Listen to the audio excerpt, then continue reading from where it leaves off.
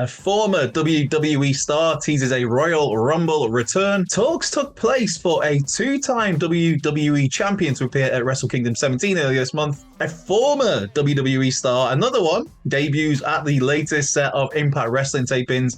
And there's a whole bunch of your questions to get to. Hello and welcome to the Solo Sunday News here at What Culture Wrestling with myself, Andrew Pollard. Be sure to like, subscribe, comment, share, turn notification bells on, and all of that good stuff. But most importantly, as ever, I hope your Sunday's going well. Whether it's something, whether it's nothing that you've got planned today, I hope you have a very, very good Sunday. Right, wrestling talk. It's wrestling talk. And we have editor Ryan back today. Hi, Ryan. So that means last week's news video, it was just literally thrown out bare bones. This one will be a little bit more professional. Yay! But enough rambling. Let's get to the wrestling talk. Chelsea Green is the first story. Chelsea Green has taken to Twitter to tease an appearance in the Royal Rumble next weekend. Next weekend? Yeah, next weekend is Rumble weekend, next Saturday. So that'll be next Sunday's news video will be all Royal Rumble chatter. But yeah, Chelsea Green took on to Twitter to post a GIF of her entering the 2020 Women's Royal Rumble. That was where she was managed by Robert Stone, which I had completely forgot all about that association until I saw the GIF, and it's like, oh, they did kind of do something together in NXT for a little bit. Now, this, of course, comes on the back of long-standing rumours that Chelsea Green and her husband, Matt Cardona, could be returning to WWE at the Royal Rumble. Now, it started back in, I think it was October, the first stories kind of came out that with Triple H now in charge of WWE, he was keen to bring Chelsea Green back to the company. Another one of the returnees, as it would be, who had been previously let go. Chelsea, in terms of her release, was April 2021 as part of budget cuts, during a pandemic.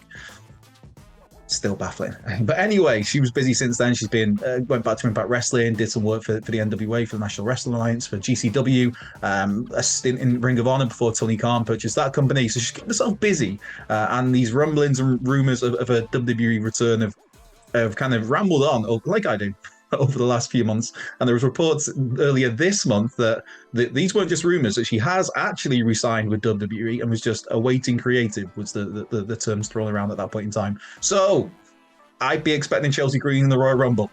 I would also possibly be expecting Matt Cardona in the Royal Rumble as well this year, which would be very interesting to see that version of Cardona in a WWE environment.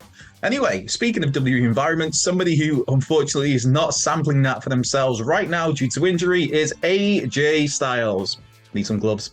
Anyway, P1, the phenomenal one, was there were talks to have him appear at Wrestle Kingdom 17 for New Japan Pro Wrestling earlier this month. Now, of course, Machine Gun Carl Anderson, AJ's OC buddy, long-standing Bullet Club buddy, Carl Anderson, the Machine Gun, lost the never openweight title to Tama Tonga at Wrestle Kingdom.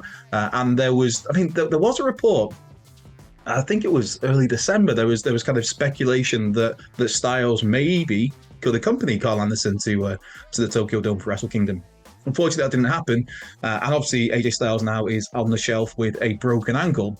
But Rocky Romero, speaking on Fightful's Wrestling Perspective podcast, confirmed that there were talks about bringing in AJ Styles for Wrestle Kingdom. Now, AJ himself even said this was a good idea, but Rocky did kind of stress that, he made a point to stress this was nothing official, there was nothing confirmed, there was nothing set in stone, it was just loose talks about, I mean, former Bullet Club leader, former IWGP World Heavyweight Champion, and he's AJ freaking Styles. It's been one of the best wrestlers on the planet still to this day. But unfortunately, any such talk was scrapped as soon as AJ got injured at a WWE live event towards the end of the year, which is it's a shame, very much a shame. And obviously now AJ is going to be missing the Royal Rumble, and his status for WrestleMania 39 is up in the air a little bit. I mean, like I said, one of the best workers on the planet, AJ Styles, even now in his as he's starting to wind down his career. But somebody who is not winding down their career is Steph DeLander, who appeared at the most recent set of Impact Wrestling tapings over the weekend. Now, if you're a WWE fan, you will know Steph DeLander better as Persia Pirotta. Somebody else who was also released by the company in, I think it was, I was going to say this April, but we're in 2023 now, aren't we? So last April, I believe it was, April 2022. 2022 would be when Steph DeLander was released. Now this comes from Fightful, and also Twitter user Jacob Cohen, who was at these tapings, who basically she's appeared for Impact Wrestling, appeared on the Friday tapings and the Saturday tapings. Now the Friday one, Persia Pirotta, Steph DeLander came out and said that the knockouts division should be, I think the term was shaking in their boots for the word she used. From there, she had a match against Jordan Grace, which she lost because, I mean, Jordan Grace is fantastic.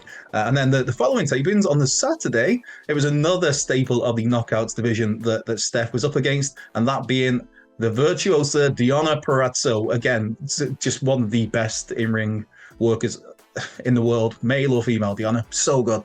So talented, so talented technically. But yeah, and that was another loss for Steph De Lander via submission this time. So it remains to be seen whether this is going to be a full-time arrangement. Maybe Steph De Lander is going to work a few dates for Impact, because there's several people with Impact who they just work basically on a per date appearance sort of thing, rather than signing full-time deals. So now Steph De Lander has been busy. She's worked a couple of independent shows since being released by WWE. Most recent was for, I think, ASWA in Australia in December. So yeah, I'm happy to see her back on I was going to say a mainstream platform, but I know some people will take to the comments to dig out Impact Wrestling for that. But on a televised platform, should we say? Because I mean, at 26 years of age, she showed enough during those times in NXT, the kind of friend turned rival of Indy Hartwell. I thought there's enough there. There's potential. There's a lot of potential there. And so that's an interesting one to keep an eye on. Now, obviously, those two matches against Jordan Grace, Deonna Purrazzo will air on an upcoming, on upcoming episodes, plural, pal, of Impact Wrestling. Now, I put out a request this morning, the Bat Signal, because it was a relatively quiet news day. So the Bat Signal went out for some questions to be thrown in on Twitter, and man, did you guys deliver? There's a lot to get through, so I'm going to try and be really quick. Sorry, Ryan. I know some of this is going to end up edited out. I'm so sorry, my brother. Right, quickly. I am going to be trying to be quick. Paul Eyes on Me. Most underrated TLC match. I have a soft spot for, of course, WLC. That's a banger of a match. God, there's one. I'm trying to think that there was one with Kane and Hurricane Helms where Hurricane was taking out the match. That was on a SmackDown. Oh my word! I'm trying to think who the other teams in the match were. And there was a really cool one that goes under the radar a lot. Again on SmackDown, I believe this was, where I'm sure it was Edge and Christian, and I'm sure it was the Dudleys, and I know it was Chris Jericho and Chris Benoit. I think it was when Benoit and Jericho were tag champs, and it was brilliant. Obviously, it's a match that are hard to watch back these days. But yeah, no, there's some proper under the radar TLC matches that have been great. Just on TV in that case, or WLC. That was a right match. Michael Lavley III got in touch. Husky Harris, The Fiend, Bray Wyatt, Uncle Howdy. 4 faces of Bray at the Royal Rumble. What are you thinking? Absolutely not. Not for me. No, thank you. One, I don't think he'd be able to pull off Husky Harris just in terms of the facial hair, because he's got the big Bray Wyatt beard. The Fiend, I mean, possibly. I think The Fiend will make some sort of appearance in the Shenanigans match with LA Knight. Bray Wyatt, I mean, he is Bray Wyatt, so he could do that. And Uncle Howdy, that's Bo Dallas, man. That's going to be Bo Dallas. I don't think that's a secret. I don't think I'm spoiling anything particularly. So I don't think we're going to get 4 faces of Bray Wyatt. At TJ Carter's got in touch. Who's your pick to win the men's and women's Royal Rumble? And same with surprise entrances. Mine are Rhea and Cody winners. Scotty 2 Hotty for the men's and Cora Jade for the women's as surprise entrances. Well, firstly, in terms of the winners, I totally agree with you there, brother. I think Cody Rhodes. I think Rhea Ripley. I think then you get Rhea Ripley versus Bianca Belair at WrestleMania, which would be great. You have Cody going after Roman Reigns, which will be great. So, yeah, I agree with those 2 shouts. In terms of surprise appearances, as mentioned, Chelsea Green, I think, is a shoo-in. It wouldn't shock me at all to see Matt Cardona in the men's Royal Rumble. Cora Jade, yeah, that could well be. Maybe Roxanne Perez. I mean, maybe Tiffany Stratton, because they're quite high on her by all accounts. Molly Holly, I wouldn't be surprised, obviously works as producer. Now, Lita could well be, because Lita's going to be on Raw 30 on this coming Monday, so maybe they might put something in place there where she puts herself in the Rumble. Indy Hartwell, did I mention Indy Hartwell? Yeah, Mickie James, maybe. Who knows? I think that'd be really cool. So, because obviously last time they announced Mickie James ahead of time as the Impact Women's Champion, and recently at Hard to Kill, she became once again the Impact Knockouts Champion. So maybe just as a surprise this time to have Mickie come out, hardcore country with the belt, that'd be cool. Men's surprises, like I said, Matt Cardona, possibly Hurricane Helms. I saw Sidgwick wrote an article in the week, Michael Sidgwick, about possible surprise entrances, and he threw a right curveball out there being Abyss, who works backstage as a producer. Now, Abyss was a major part of TNA for so long, even Impact Wrestling. So, I mean, that would be a very big surprise, but kind of makes sense. I'm fully expecting Sean Moultman, X-Pac. Although I'm really kind of hopeful for the 1-2-3 kid, man. Hey, let me enjoy my early '90s wrestling. So I think that they could be in the Rumble. Maybe Diamond Dallas Page again. Maybe, I mean, you look at NXT, Bron Breakker seems to stand out. Grayson Waller maybe as well.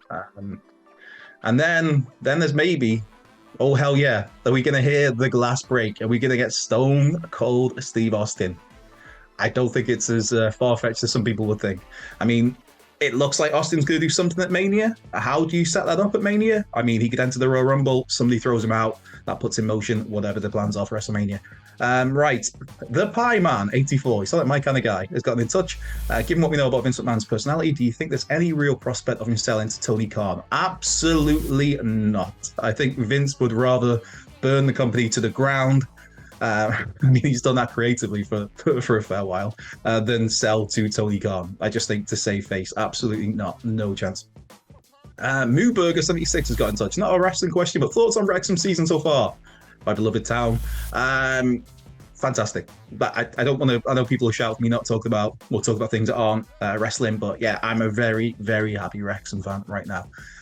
Maybe I'll answer that question in more detail on Twitter. Dustin Sensenek, hello Andrew. Who's your favorite wrestling heel that you cheer on as a babyface? Mine is LA Knight. Yeah, same. Just the guy's so entertaining. Whether it was Eli Drake beforehand in the former days, or if it's now as LA Knight, just never as Max Dupree. No. So yeah, LA Knight's one. I loved watching Bryan Danielson when he was a heel in AEW, when he was just that vicious heel, the cocky heel who could just tie you up in knots, and he was beating people in different ways each week. That was fantastic. I also like to cheer on Pac if and when he's a heel. So yeah, I guess obviously the obvious one is MJF. Everybody loves a bit of MJF, but yeah, I think I love that edge of Bryan Danielson. Right, moving on. Hector Garcia III. Hey Hector. It sounds like Rock won't be at WrestleMania. If he was, could you see Roman losing to Cody Night 1? Night 2 is betrayed by the Bloodline and loses to The Rock. Gives Rock the W and protects Roman. He goes away for a while, comes back for a babyface run against the Bloodline. I've got a feeling Roman's not going to. I don't know. Part of me thinks he might not have both belts by the time of WrestleMania. But if he did, say, and it was Cody and it was The Rock, I think he will lose to Cody Rhodes at WrestleMania. As for The Rock, I can't see if for some reason this happened and it was a 2 nights for Roman, or even if it was against The Rock anyway, just The Rock. I don't think The Rock would beat Roman Reigns, because I don't think you're not going to put the title on The Rock at this point in time. I don't think it would.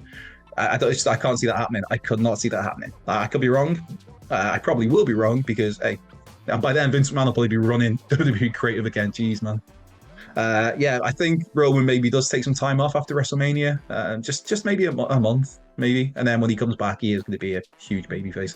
Grant Perkins. Now, I saw this question, Grant, you little rascal, and this was fantastic. Now, when I put out the bat signal for questions for this, I accompanied it on the tweet on Twitter, of course, with a gif of Sting, as in Surfer Sting, with RoboCop from WCW, because hey, man, childhood memories.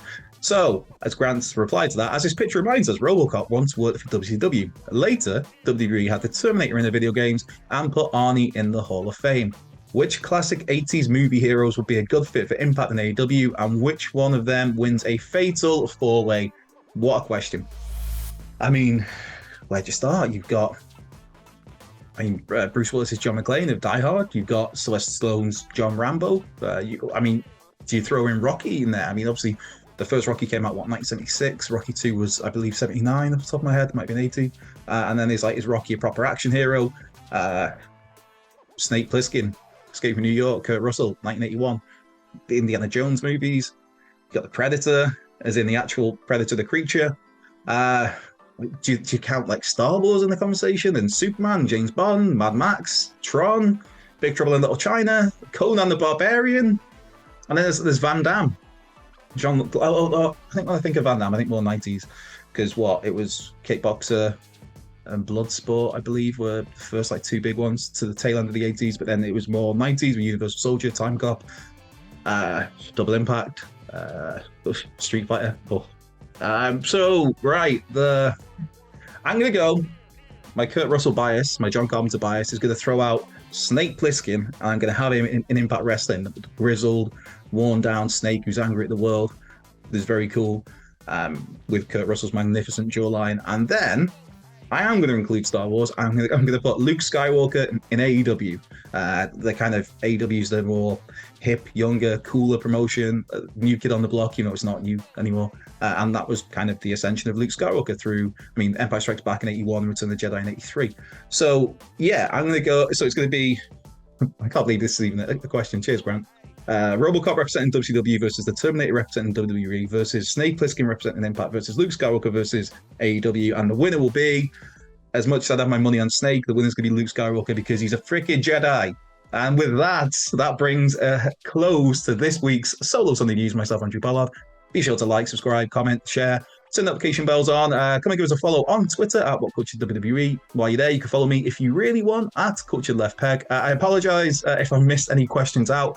My Twitter timeline got really bombarded yesterday after a kind of tongue-in-cheek about Gary Neville and football just blew up, I guess the kids will call it, and so things have got lost. But yes, most importantly, as ever, be sure to have a great rest of your day, whatever you're doing, whether it's something, whether it's nothing. I hope you have the best possible Sunday, and if it's not going so great, I hope it turns around soon for you. Anyway, I'm off. I'll be back next weekend, and then we'll be talking the Royal Rumble. Have a great week.